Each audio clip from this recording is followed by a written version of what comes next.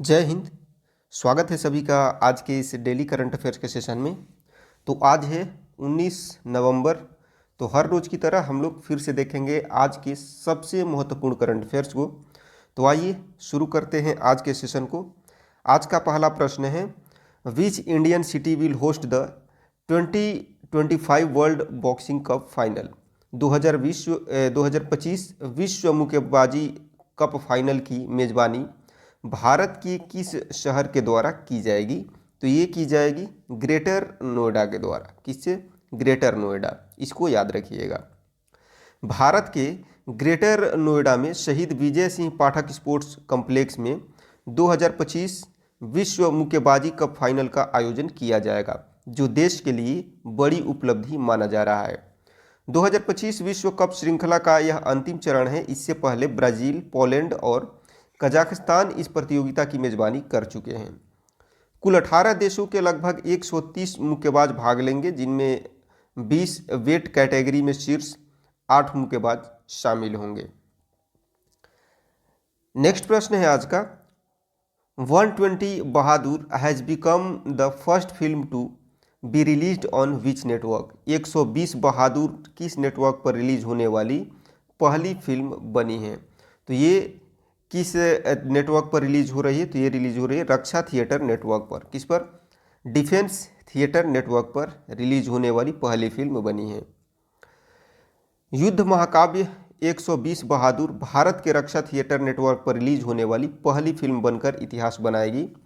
18 नवंबर से इसकी press screening शुरू हुई और यह फिल्म 1962 के रेजांग लायुद्ध की 63वीं वर्षगांठ पर आधारित एक सच्ची घटना को दर्शाती है। फिल्म का निर्माण एक्सेल एंटरटेनमेंट और टाइगर बेबी स्टूडियो ने किया है, जो इसे एक उच्च गुणवत्ता वाली युद्ध आधारित प्रस्तुति बनाता है। आज के अगले प्रश्न की बात करते हैं, who won the men's compound title at the GT open indoor world series in Luxembourg. Luxembourg में आयोजित GT open indoor world series में पुरुष कंपाउंड वर्ग का खिताब किसने जीता है? तो ये खिताब जीता है कुशाग्र दलाल ने। किन्होंने? कुशाग्र दलाल ने ये खिताब जीता है, तो इसको याद रखिएगा। कुशाग्र दलाल जो हैं, इन्होंने लग्जमबर्ग में आयोजित GT open indoor world series के पुरुष कंपाउंड वर्ग का खिताब जीत करके भारत के लिए बड़ी उपलब्धि हासिल की। उन्होंने विश्व नंबर 1 स्टीफन हेंसेन को हरा करके, जो कि अमेरिका के हैं, स्वर्ण पदक जीता, जो एक बेहद कठिन डबल शॉट ऑफ में निर्णय हुआ और उच्च दबाव वाले मुकाबलों में उनकी क्षमता को ये दर्शाता है। भारत के गगन मणिप्रेम शेखर ने भी प्रतियोगिता में पोडियम स्थान हासिल किया और अंडर 21 पुरुष कंपाउंड वर्ग में कांस्य पदक इन्होंने जीता है। अगला प्रश्न है, which city will the host the 10th world economic summit and world trade expo.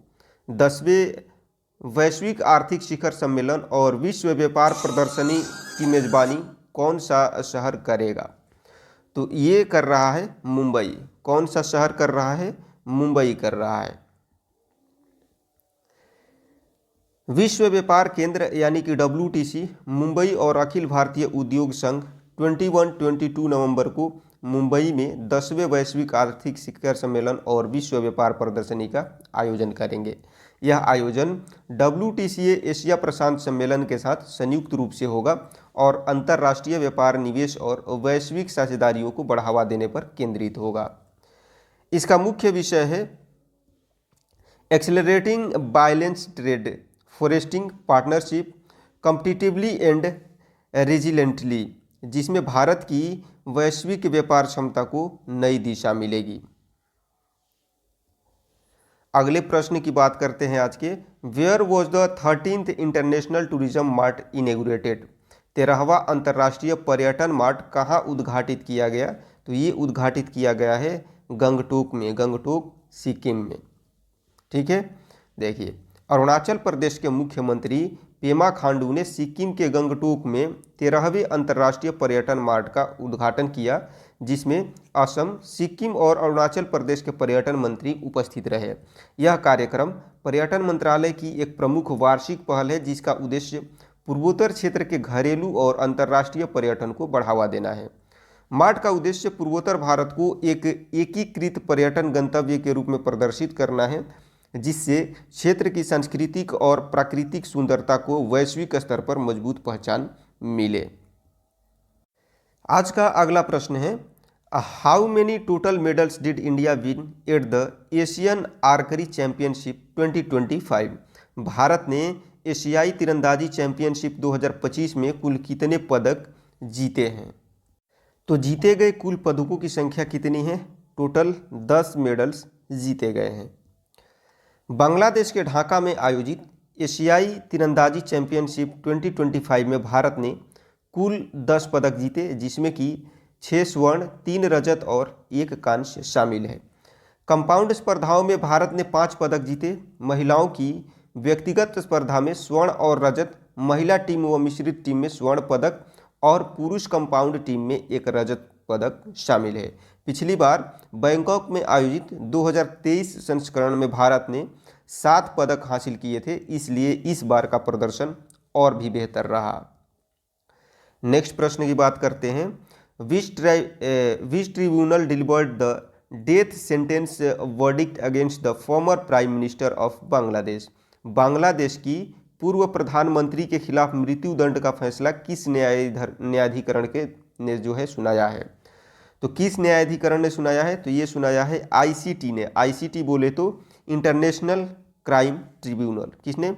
International crime tribunal ने यह फैसला सुनाया है। अंतर्राष्ट्रीय अपराध न्यायीकरण शॉर्ट में आईसीटी ने बांग्लादेश की पूर्व प्रधानमंत्री की मानवता के विरुद्ध अपराधों के आरोप में दोषी ठहराते हुए मृत्यु दंड सुनाया। निर्णय उनके अनुपस्थिति में पारित किया गया। उनके खिलाफ एक बड़े राजनीतिक विवाद से जुड़े आरोप हटाए जाने के बाद यह मामला राष्ट्रीय स्तर पर महत्वपूर्ण मोड़ बन गया। इससे देश के राजनीतिक परिदृश्य में बड़ी हलचल हुई। लंबे समय तक चले विरोध प्रदर्शनों और प्रशासनिक अस्थिरता के बीच इस फैसले ने क्षेत्र की राजनीतिक गतिविधियों को और तेज कर दिया है। आज का अगला प्रश्न है, which countries were heavily affected by cyclone ब्लासौडिया?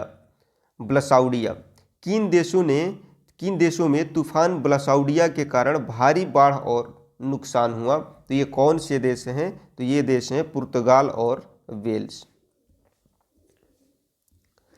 तूफान ब्लासौडिया ने पुर्तगाल में गंभीर मौसम की स्थिति पैदा कर दी, जिससे कई क्षेत्रों में भारी बारिश और तेज हवाएं चली।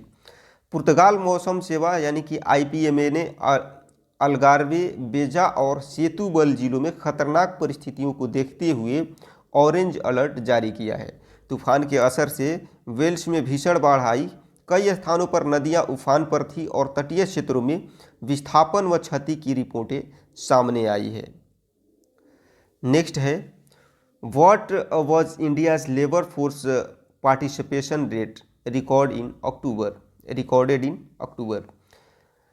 अक्टूबर में भारत का श्रम बल भागीदारी दर कितना दर्ज किया गया? तो ये दर्ज किया गया है 55.4%। कितना? 55.4% ये दर्ज किया गया है।